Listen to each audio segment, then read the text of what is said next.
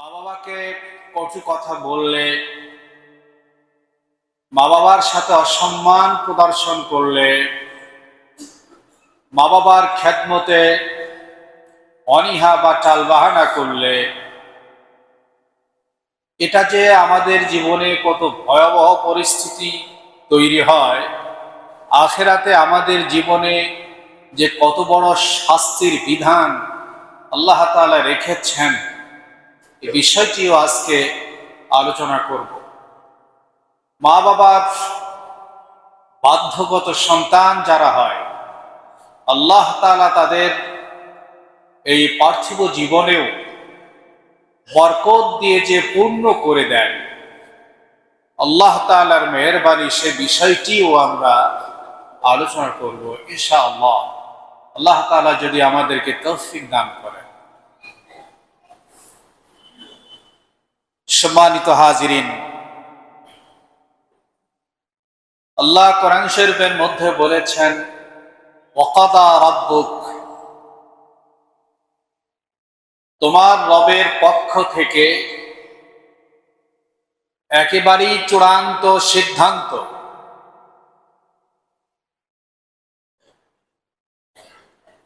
সেটা হলো আল্লাহ তাআলার ইবাদত করতেই হবে। যেহেতু তিনি তোমাদের স্রষ্টা, তার স্মরণে নামাজ পড়তে হবে, রোজা রাখতে হবে, হজ করতে হবে, যাকাত দিতে হবে। তার প্রেরিত পয়গম্বর জনাবে মুহাম্মদ রাসূলুল্লাহ সাল্লাল্লাহু আলাইহি ওয়াসাল্লাম যেই সুন্নাহগুলো তোমাদের সামনে পেশ করেন, এগুলো তোমাদের মনে প্রাণে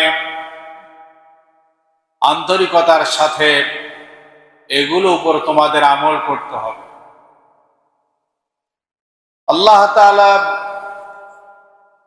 পরক্ষণেই কোনো বিরতি না দিয়ে বললেন, ওয়াবিল ওয়ালিদাইনি ইহসানা, তুমি যে সুন্দর পৃথিবীটা দেখলে, যাদের মাধ্যমে আমি তোমাকে পৃথিবীতে পাঠালাম, সেই মা আর বাবার প্রতি তোমার সর্বোৎকৃষ্ট আচরণ, সর্বোত্তম ব্যবহার, সর্বোত্তম সেবা, সবচাইতে বেশি বিনয়, শ্রদ্ধা এবং হৃদয় নিংড়ানো সব ভালোবাসাটুকু তোমার মা আর তোমার বাবার প্রতি তোমাকে নিবেদন করতে হবে। ইহসানা শব্দ বলে আল্লাহ তাআলা এই কথাটা মূলত বুঝিয়েছেন।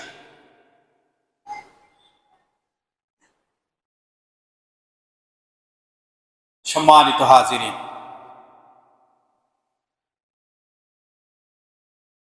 রাসূল করিম সাল্লাল্লাহু আলাইহি ওয়াসাল্লাম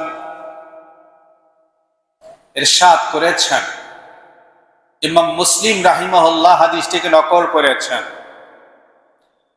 নবীজি তিনবার বললেন, রাগিমা আনফুহু, সুম্মা রাগিবা আনফুহু, সুম্মা রাগিমা আনফুহু। ওর নাক ধুলোয় ধূসরিত হোক, অর্থাৎ সে ধ্বংস হোক, সে ধ্বংস হোক, সে ধ্বংস হোক। কয়বার বললেন? তিনবার। কে?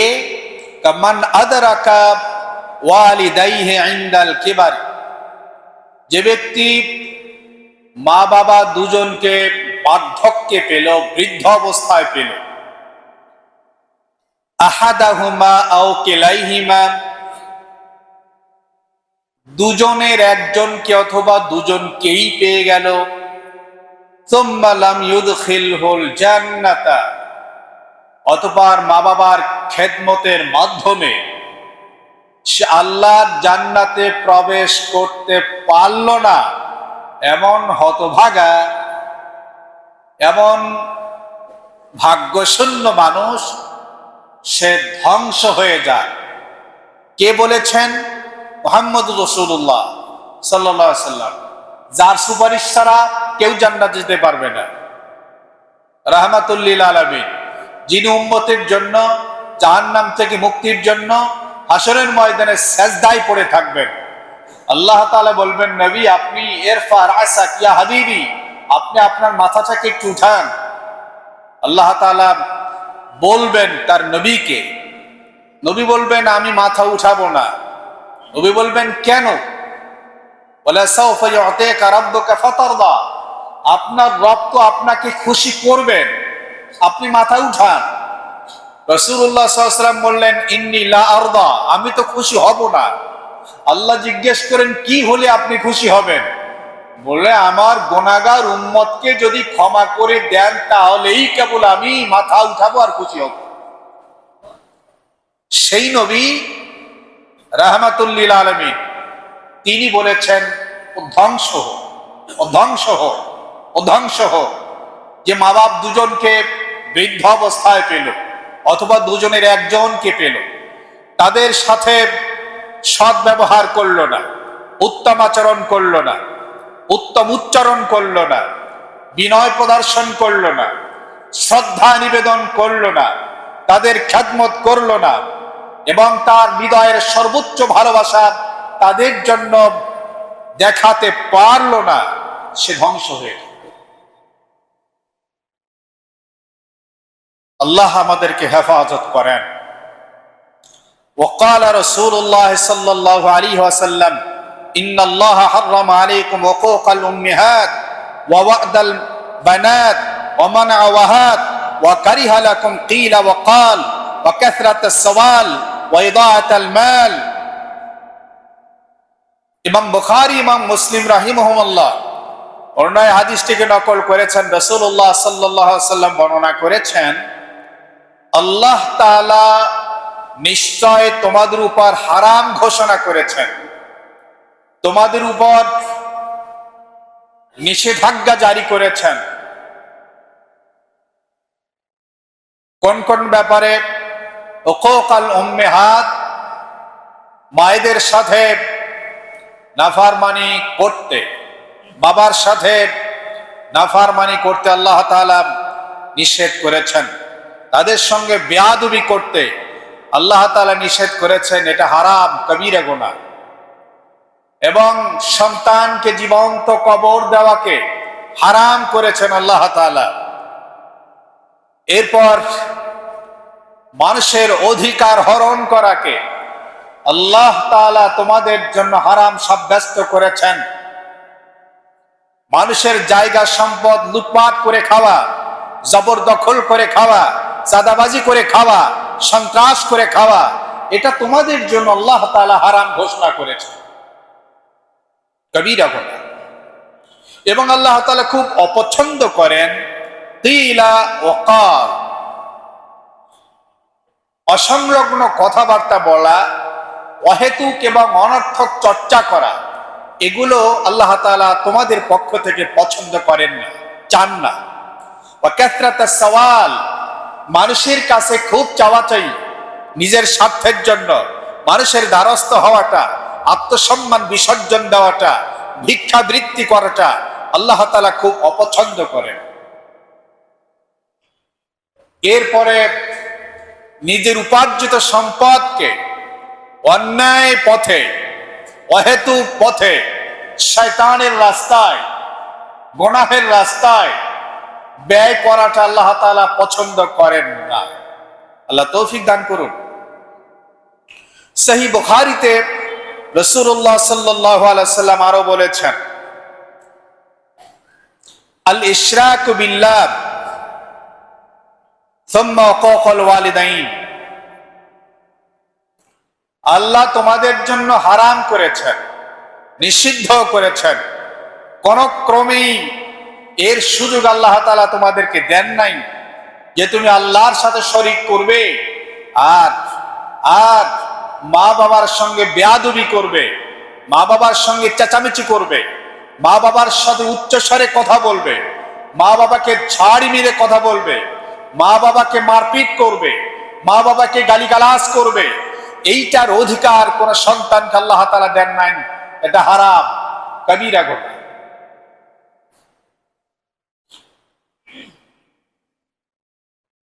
সুনানে নাসাইয়ের মধ্যে এসেছে, রাসূলুল্লাহ সাল্লাল্লাহু আলাইহি ওয়াসাল্লাম ইরশাদ করেছেন, সালাসাতুন লা ইয়াদখুলুনাল জান্নাহ,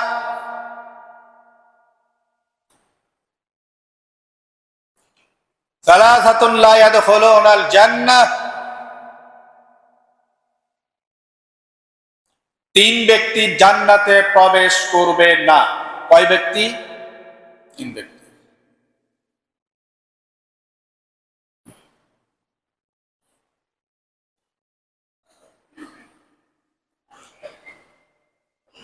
আল্লাহ তাআলা তাদের দিকে করুণার দৃষ্টি দিয়ে তাকাবেন না।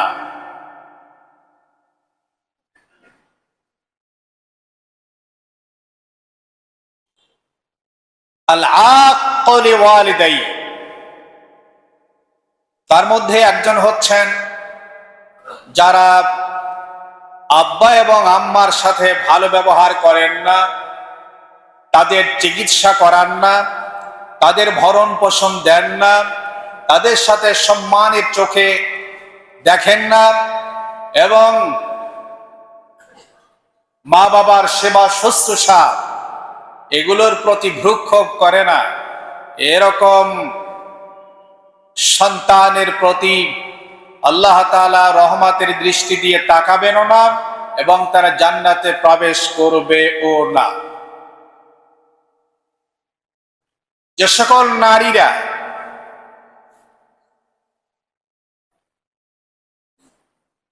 অনৈতিক কাজে জড়িত, আল্লাহর হুকুমের নাফরমানি করেন, তাদের প্রতি আল্লাহ তাআলা করুণার দৃষ্টিতে তাকাবেন না এবং আল্লাহ তাআলা তাদেরকে জান্নাতে প্রবেশ করাবেন না। অদায়ুস, যাদের অধীনস্থ স্ত্রী এবং মেয়েরা, সন্তানরা অশ্লীল চলাফেরা করছে দেখেও সেগুলোকে ইগনোর করছে, না দেখার ভাব করছে, তাদেরকে শাসন করছে না, সঠিক পথে রাখার জন্য তাদেরকে নসিহত দিচ্ছে না, তাদেরকে ভালো পথে চলার জন্য নৈতিক বার্তাও শোনায় না, এরকম গার্ডিয়ান যারা হবে, আল্লাহ রসুল বলেছেন আল্লাহ তাআলা কিয়ামতের দিন তাদের প্রতি রহমতের দৃষ্টিতে করবেন না, আল্লাহ তাআলা তাদেরকে জান্নাতেও প্রবেশ করাবেন না। আল্লাহ আমাদেরকে রক্ষা করুন।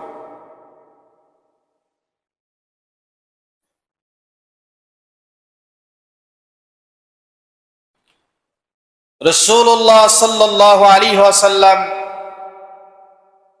ইরশাদ করেছেন, ইমাম আহমদ ইবনে হাম্বল তিনি মুসনাদের মধ্যে হাদিসটিকে উল্লেখ করেছেন, ইমাম হাকিম তিনি মুস্তাদরাকের মধ্যে হাদিসটি উল্লেখ করেছেন। নবী আলাইহিস সালাতু ওয়াস সালাম বলেন, মান সাব্বা আবাহু মালউন মান সাব্বা উম্মাহু, অভিশপ্ত সে ব্যক্তি যে তার বাবাকে গালি দেয়, অভিশপ্ত সে ব্যক্তি মান সাব্বা উম্মাহ, যে তার মাকে গালি দেয়, মালউনুন মান যাবিহা লিগাইরিল্লাহ, অভিশপ্ত সেই ব্যক্তি যে আল্লাহ ছাড়া অন্যের নামে হালাল পশু জবাই করে খায়। আমরা অনেক সময় এই জাতীয় কিছু ভুল করে থাকি। জবাই করতে হবে আল্লাহর নামে, কোন ব্যক্তির নামে পশু জবাই হবে না, আল্লাহর নামে হবে।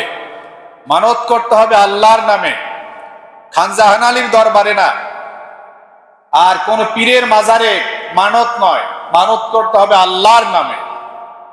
আল্লাহ তৌফিক দান করুন। মালউনুন মান গায়্যারা তুখুমাল আরদি, রাসূলুল্লাহ সাল্লাল্লাহু আলাইহি ওয়াসাল্লাম বলেছেন, অভিশপ্ত সেই ব্যক্তি, আল্লাহর ক্রোধ, আল্লাহর গজব নাজিল হয় ওই ব্যক্তির উপরে যে ব্যক্তি মানুষের আইলকে উঠায় দেয়, পরিবর্তন করে দেয়, অন্যের জমি জমা নিজের মধ্যে দখল করে খায়। গাইয়ারা, পরিবর্তন করে দেয় সীমানাকে, ক্ষমতার কারণে লাঠির জোরে অন্যের জমি জমা দখল করে খায়, সীমানা প্রাচীরকে উঠিয়ে দেয়, রাসূলুল্লাহ বলেছেন সে আল্লাহর পক্ষ থেকে অভিশপ্ত ব্যক্তি। এ ব্যাপারে সুনানে তিরমিজি, বুখারী এর মধ্যেও হাদিস এসেছে, মান গায়্যারা মানার আল-আরদ, যে ব্যক্তি মানুষের আইলকে পরিবর্তন করে দেয়, মান নাখাযা শিবরাম মিনাল আরদ, যে ব্যক্তি মানুষের 1 বিঘা জমি দখল করে খায়। দখলবাজদের জন্য ভয়ঙ্কর হুঁশিয়ারি। রাসূলুল্লাহ সাল্লাল্লাহু আলাইহি ওয়াসাল্লাম বলেছেন, যারা মানুষের 1 বিঘা অর্থাৎ 1 ইঞ্চিও যদি হয় জমি দখল করে খায়, আল্লাহ সাত জমিন পর্যন্ত তার ওটুকুকে আগুনের মালা বানায় দেয়, এরপরে হাসরের ময়দানে তার গলায় পুড়িয়ে দেওয়া হবে। আর আল্লাহ তাআলা বলবেন, তোমার এখন যত লাগে তত তুমি খাও আর মজা ভোগ করতে থাকো। আল্লাহ আমাদের হেফাজত করেন। পৃথিবীর অসংখ্য মুসলিম জাহান্নামে যাবে এই জমি জমা দখল করে খাওয়ার কারণে। অমুসলিমরা তো তাদের কোনো কথাই নাই। আল্লাহ নিজে বলেছেন, ফালা নুকিমু লাহুম ইয়াউমাল কিয়ামাতি ওয়াজনা, তাদের আমলনামা তো ওজন করা হবে না, মরে গেল বিনা হিসাবে চিরস্থায়ী জাহান্নামে চলে গেল। কিন্তু মুসলমানের জন্য তো আল্লাহ তাআলা ওয়ানাজাউল মাওয়াজিনাল কিসতা ইয়াউমাল কিয়ামা, আমি হাসরের ময়দানে একটা দাড়ি পাল্লা নির্ধারণ করব, 1 পাল্লায় গুনাহ আর 1 পাল্লায় নেকি দেওয়া হবে। তবে বান্দার হক যারা মেরে খেয়েছে, ধরুন আমি আমার বোনের হকগুলো দিলাম না, আমি আমার ফুফুর সম্পদটাকে মেরে দিলাম, আমার ক্ষমতা আছে, আমি অনেক বড় কিছু, আমার প্রতিবেশীর একটি জমি দখল করে খেলাম, একজন এতিমের সম্পদ জবরদখল করে খেলাম, মনে রাখতে হবে হাসরের ময়দানে এই জমিন আমার জন্য আগুনের মালা হবে, আর এই জমিন আমার জন্য জাহান্নামের কারণ হবে। আর এই জমিন যার দখল করলাম, ওই ব্যক্তির কপাল তো খুলে গেল। আমার জীবনের হজ, আমার জীবনের নামাজ, আমার জীবনের রোজা, আমার জীবনের যাকাত, আমার জীবনের দান সাদকা, আমার জীবনের নেক আমল, এগুলো তো তাকে দিয়েই দিতে হবে, দিয়েই দিতে হবে। সহিহ বুখারীর এক হাদিসের মধ্যে রাসূলুল্লাহ সাল্লাল্লাহু আলাইহি ওয়াসাল্লাম বর্ণনা করেছেন, আরে হতভাগা ওই ব্যক্তি, এমন মানুষ হবে কিয়ামতের ময়দানে নেকির পাহাড় নিয়ে আল্লাহর দরবারে চলে গেছে, আর এই রকমের পাওনাদারের টাকা দিতে দিতে দিতে দিতে, যাদের জমি জমা দখল করছে তাদেরটা দিতে দিতে দিতে দিতে সব নেকি শেষ, আরো তো পাওনাদাররা আছে তাদের দিতে পারে নাই। বলছে আল্লাহ তাআলা বলবেন, ঠিক আছে, তাহলে তোমাদের আমলনামায় যে গুনাহগুলো আছে ওই গুনাহগুলো এর মাথায় চাপায় দাও। সে নিয়ে গেল নেকির পাহাড়, কিন্তু জাহান্নামে চলে গেল গুনাহের পাহাড় নিয়ে। আল্লাহ আমাদেরকে হেফাজত করেন। সম্মানিত মুসল্লানে কেরাম, আমরা ক্ষণিকের অতিথি, এখানে খুব বেশিক্ষণ থাকবো না, এটি একটি পান্থশালা। আমরা ক্ষণিকের অতিথি, এখানে আমরা বেশিক্ষণ থাকবো না। মাত্র 60 বছর একটা ধারণা দেওয়া হয়েছে, 60-70 বছর এই উম্মতের গড় আয়ু।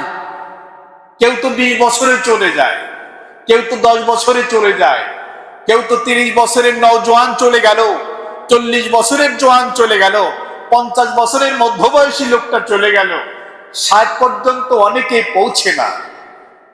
আর একটা মিনিটের তো আমাদের জীবনের কোনো গ্যারান্টি নাই।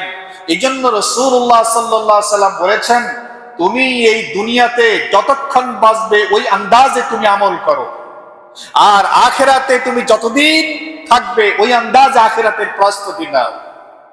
আল্লাহ আমাদেরকে আখিরাতের ব্যাপক প্রস্তুতি নেওয়ার তৌফিক দান করুন।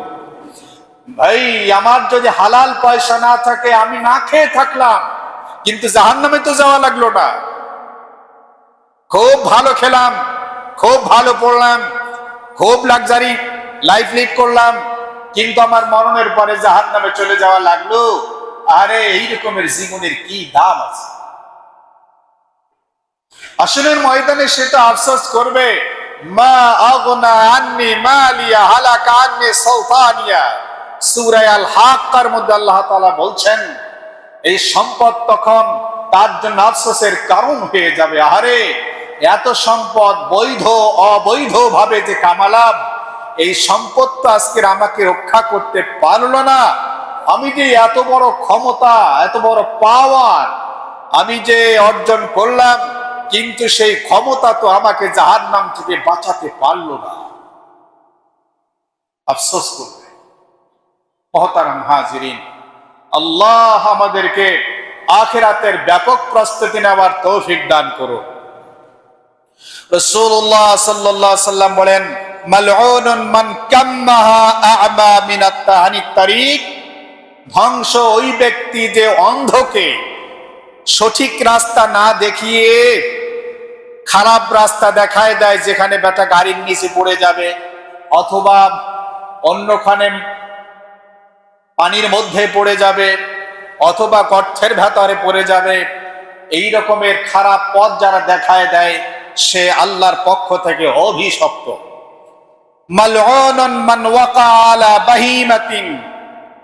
অভিশপ্ত সেই ব্যক্তি যে কোনো প্রাণীর উপরে উপগত হয়। আল্লাহ হেফাজত করেন। মালউনুন মান আমিলা আমালা কওমি লূতিন। ধ্বংস হোক, অভিশপ্ত সেই ব্যক্তি যে সমকামিতার রোগে আক্রান্ত। আল্লাহ আমাদেরকে রক্ষা করুন। وعن ابي هريره رضي الله عنه قال قال النبي صلى الله عليه وسلم اذا مات الانسان انقطع عنه عمله الا من ثلاثه صدقه جاريه او علم ينتفع به او ولد صالح يدعو له। নবী আলাইহিস সালাতু ওয়াস সালাম ইরশাদ করেন, সহিহ মুসলিমের মধ্যে হাদিসটি বর্ণিত হয়েছে। নবী আলাইহিস সালাম বলেন, মানুষ যখন মরে যায় তার সব আমল বন্ধ হয়ে যায়। নামাজ পড়ে নেকি কামানোর সুযোগ নাই, রোজা রেখে নেকি কামানোর সুযোগ নাই, তিলাওয়াত করে নেকি কামানোর সুযোগ নাই, কোরআন হাদিস শিক্ষা দিয়ে নেকি কামানোর সুযোগ নাই, দান সাদকা করে নেকি কামানোর কোনো সুযোগ নাই, রোজা রেখে নেকি কামানোর সুযোগ নেই, হজ উমরা করে নেকি কামানোর কোনো সুযোগ নেই, সব বন্ধ। কিন্তু এই লোকটি যদি জীবদ্দশায় তিনটি কাজ করে যান, তাহলে সে মরে গিয়ে ও কবরে অব্যাহত গতিতে সওয়াব আর নেকি প্রাপ্ত হতেই থাকবে। এমন জীবন আমাদের দরকার আছে কি? আল্লাহ তৌফিক দান করুন। রাসূলুল্লাহ সাল্লাল্লাহু আলাইহি ওয়াসাল্লাম বলেন, এক নম্বর হচ্ছে সাদাকায়ে জারিয়া। সাদাকা মানে দান, জারিয়া মানে চলমান, চলমান দান। এই যে মসজিদ খানায় আপনারা বসে আছেন, এই মসজিদের শুরু থেকে নিয়ে পর্যন্ত যে যতভাবে মসজিদের সাথে সম্পৃক্ত আছেন, টাকা পয়সা শ্রম বিনিয়োগ করেছেন, সব সাদকায়ে জারিয়া। মরে গেলে পরেও এর সওয়াব কবরে যেতে থাকবে, যদি নিয়ত সহি থাকে, আল্লাহকে খুশি করার জন্য থাকে। মসজিদের জমি ক্রয় করে দেওয়া, মাদ্রাসার জমি ক্রয় করে দেওয়া, এতিমখানার জমি ক্রয় করে দেওয়া, ইসলামী পাঠাগারের জমি ক্রয় করে দেওয়া, মসজিদ নির্মাণ করা, মাদ্রাসা নির্মাণ করা, এতিমখানা নির্মাণ করা, ইসলামী পাঠাগার নির্মাণ করা, বৃক্ষরোপণ করা, পানির ব্যবস্থা করে দেওয়া, ছায়াদার বৃক্ষরোপণ করা ইত্যাদি, এগুলো হচ্ছে সাদাকায়ে জারিয়া। এটা যতদিন পর্যন্ত স্থির থাকবে আর এগুলো দিয়ে মানুষ যতদিন উপকৃত হবে, অতদিন পর্যন্ত সে কবরে এর সওয়াব পেতেই থাকবে, কোনো সন্দেহ নাই। তাহলে বোঝা গেল নির্যাস কথাটা, আমরা আমাদের জীবনের যে অর্থ কড়িগুলো এই জাতীয় দ্বীনি সাদকায়ে জারিয়ার উত্তম প্রকল্পে বিনিয়োগ করেছি, এগুলোই শুধু আমাদের সাথে থাকবে, আর বাকিটা তো থেকে যাবে জমিনের উপরে। আল্লাহ আমাদের তৌফিক দান করুন। আও ইলমিন ইউনতাফাউ বিহি, এখন যেই মা বাবা চলে গেছেন তাদের জন্য আমরা কি করতে পারি? রাসূলুল্লাহ সাল্লাল্লাহু আলাইহি ওয়াসাল্লামের কাছে একজন সাহাবী এসেছেন, বললেন আমার মুরব্বী তো মারা গেছেন, আমি কি তাদের জন্য দান সাদকা করতে পারি? রাসূল বললেন অবশ্যই দান করো, এর সওয়াব তোমার মা বাবার কবরে পৌঁছবে। আর একজন মহিলা আসছে, আমার বাবা তো মরে গেছে, তাহলে তার পক্ষ থেকে আমি হজ করতে পারি কিনা? বলে অবশ্যই করো, এর সওয়াব তার আমলনামায় পৌঁছবে, সে সওয়াব পাবে, হজের সওয়াব। আমরা যারা এখনো জীবিত আছি এই জমিনে, আমাদের যাদের মা মরে গেল, বাপ মরে গেল, তাদের জন্য আমাদের করণীয় হলো আমাদের হালাল পয়সা এবং সহি নিয়তের সাথে আমাদের উপার্জিত টাকা পয়সাগুলো এই জাতীয় সাদাকায়ে জারিয়ার খাতে ব্যয় করা, যাতে মা আর বাবা কবরে গিয়ে শান্তি পায়। মা বাবার জন্য দোয়া করতে থাকা। এই দোয়া করার জন্য না ওযু শর্ত, না গোসল শর্ত, না মসজিদ শর্ত, না নামাজ শর্ত, কিচ্ছু না। আপনি যেখানে আছেন সেখানে বসে মায়ের জন্য, বাবার জন্য সূরা ফাতিহা পড়ুন, ইখলাস 3 বার পড়ুন, দরুদ শরীফ পড়ুন, আর বলুন আল্লাহ এর সওয়াব আমার মায়ের কবরে, বাবার কবরে পৌঁছে দেন, আমার দাদা দাদির কবরে পৌঁছে দেন, নানা নানির কবরে পৌঁছে দেন, আমার স্বামীর কবরে পৌঁছে দেন, আমার স্ত্রীর কবরে পৌঁছে দেন, আমার কলিজার টুকরা সোনার মানিকের কবরে পৌঁছে দেন। এভাবে করে দোয়া করলেও তাদের কবরে সওয়াব পৌঁছবে, দান করলেও তাদের কবরে সওয়াব পৌঁছবে। এছাড়া ভিন্ন কিছু যা আমরা করে থাকি প্রচলিত ধাঁচে, বছরে একবার, 40 দিন মরার পরে একবার, মরার 3 দিন পরে একবার, এটার সাথে ইসলামের কোনো সম্পর্ক নাই। আপনার যখন ভালো লাগলে তখন খাওয়াবেন, যখন মনে চায় তখন দোয়া করবেন, ইসলাম এটাই বলে। আল্লাহ তৌফিক দান করুন। মিলাদ মাহফিল করে দোয়া করতে হবে, বেশ আয়োজন করতে হবে, ভালো মিষ্টির প্যাকেট দিতে হবে ইত্যাদি, যেগুলো আমরা মনে করি এগুলো মূলত খুব জরুরি কিছু না, বরং কোনো খাওয়ানো ছাড়া যে দোয়া করা হয় ওইটার প্রভাব আরো বেশি। নো ফুড নো ড্রিঙ্কস, আল্লাহর জন্য হলো তখন। আল্লাহ আমাদের হেফাজত করেন। রাসূলুল্লাহ সাল্লাল্লাহু আলাইহি ওয়াসাল্লাম বলেছেন, আও ইলমিন ইউনতাফাউ বিহি, কেউ যদি দুনিয়াতে কোরআন এবং হাদিসের বিশুদ্ধ ইলম শিখে থাকেন, কোরআন এবং হাদিসের বিশুদ্ধ ইলম কোন হক্কানি উলামায়ে কেরামের তত্ত্বাবধানে শিখে থাকেন, এবং সেটাই যদি আবার পরবর্তী প্রজন্মকে শিক্ষা দেন, এই যে ধারাবাহিকতা ক্রমবর্ধমান,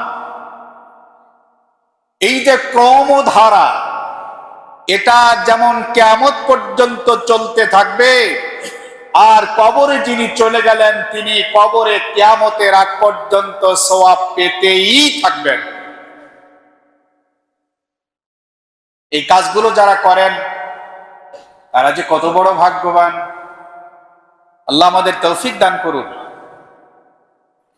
আওয়ালাদিন সালিহিন ইয়াদউ লাহ, যারা পৃথিবীতে নেককার সন্তান রেখে যান, দিনদার সন্তান রেখে যান, হাফেজ, আলিম, মুফতি, মুহাদ্দিস সন্তান রেখে যান, চরিত্রবান সন্তান রেখে যেতে সক্ষম হন, এই সন্তান তার মাকে জীবনেও ভুলবে না, বাবাকে কোনোদিন ভুলবে না।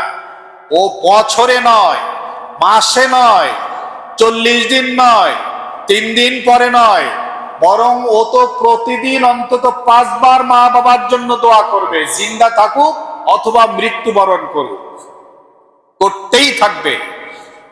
সৎ ছেলে হওয়া, দিনদার ছেলে মেয়ে হওয়া আল্লাহওয়ালা সন্তান হওয়ার দাবি হচ্ছে যে সে প্রতিটি মোনাজাতে প্রতিটি জায়গায় সে তার মা আর বাবার জন্য দোয়া করতে থাকবে। এটা কাউকে বলে দিতে হবে না, এটা তার ঈমানের দাবি, সে করতেই থাকবে। এই জন্য ইসলাম সুসন্তান গড়ে যাওয়ার জন্য, নেককার সন্তান তৈরি করে রাখার জন্য, হাফেজ আলেম মুফতি মুহাদ্দিস সন্তান আলেম সন্তান বানানোর জন্য খুবই গুরুত্ব দেয়, খুবই গুরুত্ব দেয়। কারণ ওইটা তো অনন্তসীম কালের জন্য।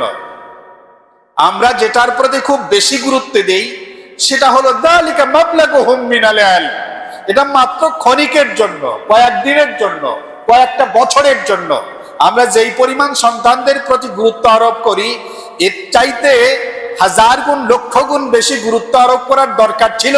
যেহেতু এই সন্তান আমার জন্য ওসিলা জাহান্নাম থেকে বাঁচা, সুতরাং তাকে আমার কবরে নাজাত পেতে পারি, হাসরের ময়দানে সন্তান যেন আমার নাজাতের ওসিলা হয়, এমন সন্তান তৈরি করা। আল্লাহ তৌফিক দান করেন। যারা জ্ঞানী মানুষ, যারা সুচতুর মানুষ, যারা বুদ্ধিমান মানুষ, যাদের কপালে আল্লাহ সফলতার রাশিকে লিখে দিয়েছেন, তারা তো এই কাজগুলো করেই থাকেন। আল্লাহ আমাদেরকে সবাইকে তৌফিক দান করুন। সম্মানিত হাজিরিন, মা আর বাবার খেদমত করলেন আল্লাহ তাআলা দুনিয়ার জীবনেও বরকত দেন। আমরা যেহেতু নগদে বিশ্বাসী, এই জন্য সূরা বাকারার মধ্যে আল্লাহ তাআলা একটা ঘটনা এনেছেন। একটা ছেলে তার মায়ের পেটের মধ্যে এখনো ভূমিষ্ঠ হয় নাই। সূরা বাকারার 68 নাম্বার, 69 নাম্বার, আরো অনেকগুলো আয়াত মিলিয়ে একটি ঘটনা। ছোট্ট একটা এখনো বাচ্চা পৃথিবীতে ভূমিষ্ঠ হয়নি, কিন্তু বাবা মরে গেল, গর্ভবতী মা। এই বাবা সন্তানের জন্য একটা বাছুর এগুলো জঙ্গলের মধ্যে ছেড়ে দিল, বনি ইসরাইলের ঘটনা, এবং ছেড়ে দিল। আল্লাহর কাছে হেফাজত করলো যে আল্লাহ, আমার সন্তানটা যখন পৃথিবীতে আসবে তার জন্য আমি আপনার কাছে আমানত রাখলাম, এটাকে আপনি হেফাজত করবেন। ভালো কথা।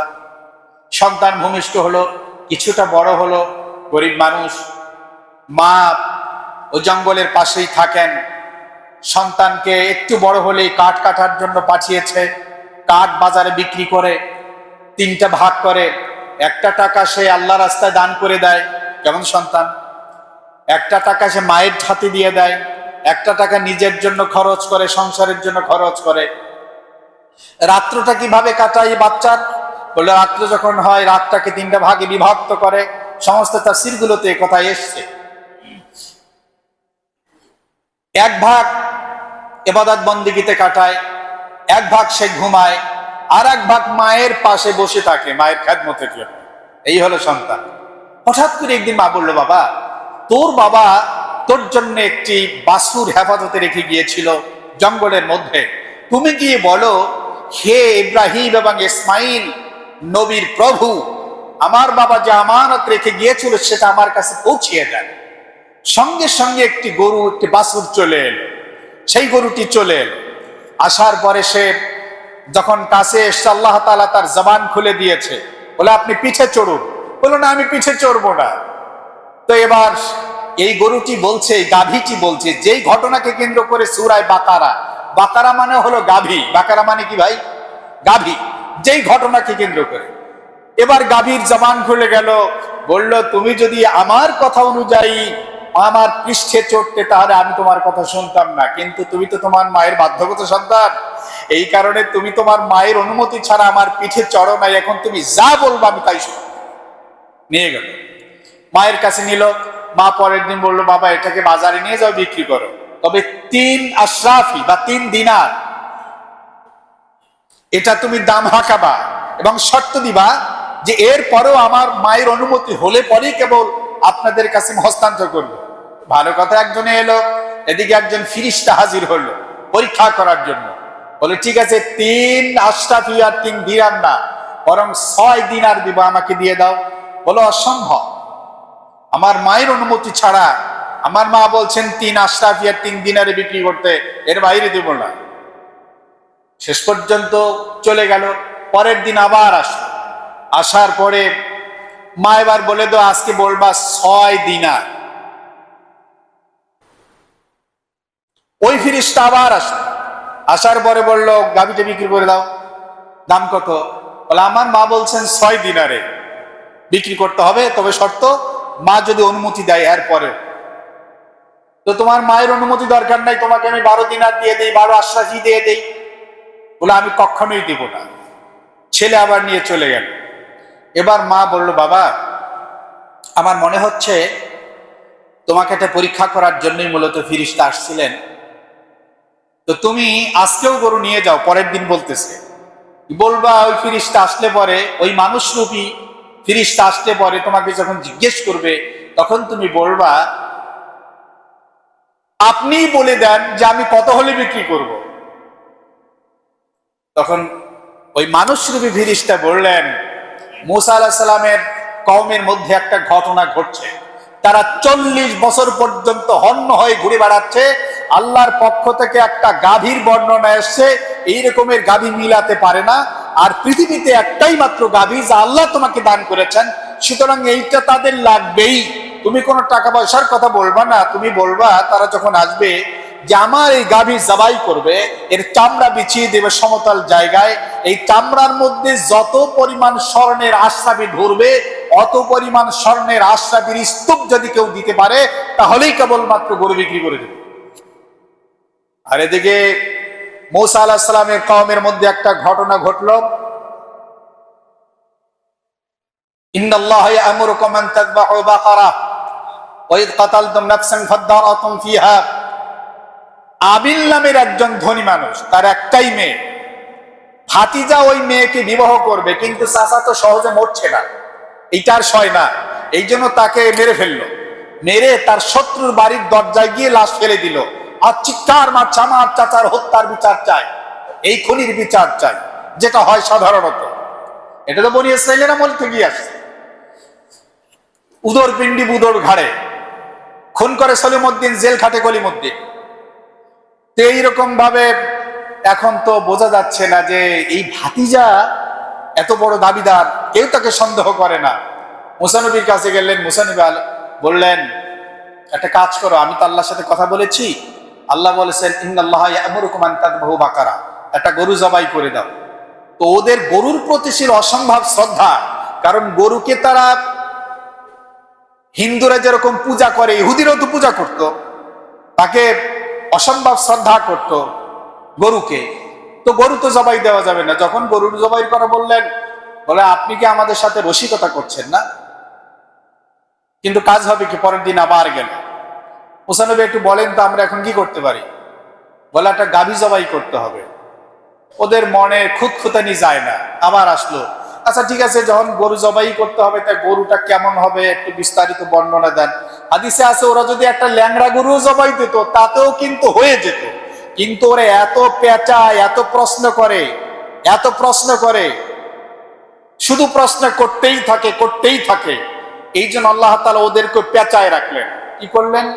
বলেন লা ফারিদুন ওয়ালা বিকরুন আওয়ানুম বাইনা যালিক, বলে এমন গাভী হতে হবে, বেশি বয়স্ক হবে না, বেশি কম বয়স্ক হবে না, মধ্যবয়স্ক হতে হবে। চলে গেল।